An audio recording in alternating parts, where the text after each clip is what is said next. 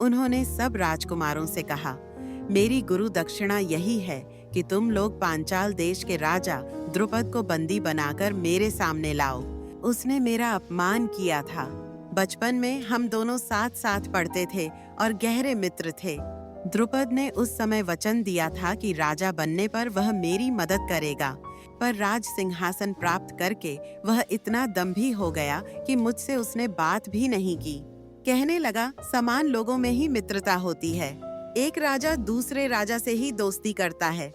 तुम भिक्षुक ब्राह्मण ठहरे, मैं तुम्हारा दोस्त नहीं हूँ। आज मैं उससे बदला लेना चाहता हूँ।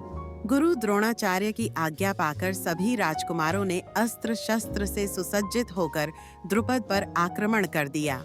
कौरव इसका यश लेना चाहते थे, पर द्रुपद सेना की करारी मार के सामने वे टिक न सके। वे मैदान छोड़कर भाग खड़े हुए। अंत में अर्जुन ने आगे बढ़कर ऐसा घमासान युद्ध किया कि द्रुपद की पूरी सेना तितर-बितर हो गई। द्रुपद बंदी बना लिया गया। अर्जुन ने उसे गुरुजी के सामने उपस्थित किया। द्रोणाचार्य बोले, द्रुपद, लेकिन तुमने मेरी मित्रता का अपमान किया था और कहा था कि एक राजा दूसरे राजा से ही मित्रता करता है। देखो, आज मैं राजा हूँ और तुम बंदी। अब भी मैं तुम्हारी मित्रता चाहता हूँ। मैं तुम्हें आधा राज्य लौटा रहा हूँ।